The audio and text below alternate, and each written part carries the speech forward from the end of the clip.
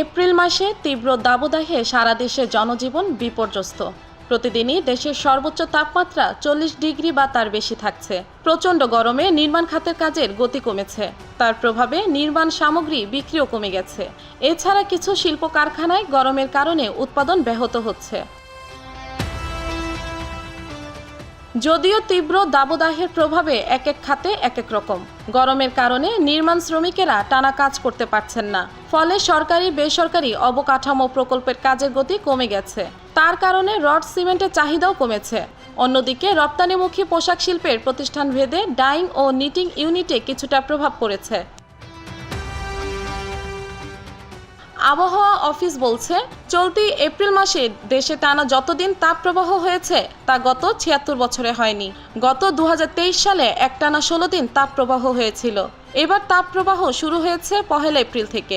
তীব্র তাপপ্রবাহে আবাসন খাতে নির্মাণ শ্রমিকেরা একটানা দীর্ঘ সময় কাজ করতে পারছে না, ফলে কাজের গতি কিছুটা ধীর হয়েছে। প্রকল্পগুলোতে ৩০% শ্রমিক কাজ করছেন। অনেক প্রতিষ্ঠান দিনের কাজ রাতেও করাচ্ছে। নির্মাণ খাতের কাজের গতি কমে যাওয়ায় রড, সিমেন্ট, টাইলস সহ বিভিন্ন নির্মাণ সামগ্রীর চাহিদা কমে গেছে।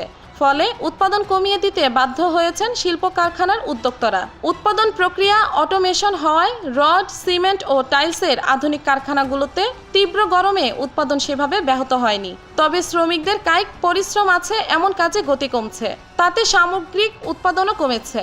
স্টিল মিলসের উৎপাদন প্রক্রিয়া অটোমেশন হওয়ায় সেখানে শ্রমিকেরা রড বান্ডিল করা ও ট্রাকে লোড আনলোড করেন। সেই কাজগুলোতে প্রচণ্ড গরমে সমস্যা হচ্ছে। তাছাড়া লোডশেডিং ও গ্যাস সংকট রয়েছে। সব মিলিয়ে 20% উৎপাদন কম হচ্ছে। নির্মাণ কাজের গতি কমে যাওয়ায় রডের বিক্রি 30 থেকে 35% এবং সিমেন্টের বিক্রি 10%-এর মতো কমেছে।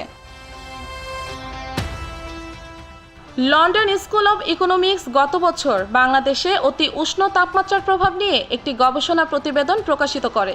এতে বলা হয়, বাংলাদেশে গরমের কারণে তৈরি পোশাক শিল্প শ্রমিক ও কৃষি শ্রমিকেরা বেশি ক্ষতিগ্রস্ত হচ্ছে। তারা আগের চেয়ে কম কাজ করতে পারছেন, তাদের স্বাস্থ্যেরও ক্ষতি হচ্ছে। ফলে সামগ্রিকভাবে জাতীয় উৎপাদন কমে আসছে। সুইং সেকশনে কোনো সমস্যা হচ্ছে না, তবে ডাইং সেকশনে উৎপাদন প্রক্রিয়ার অতিরিক্ত তাপ উৎপন্ন হওয়ায় এই গরমে শ্রমিকেরা অল্প সময়ে ক্লান্ত হয়ে যাচ্ছেন। ডাইং সেকশনে প্রতিদিন গড়ে 50% শ্রমিক অনুপস্থিত থাকছেন, তাতে 25 থেকে 30% উৎপাদন ব্যাহত হচ্ছে।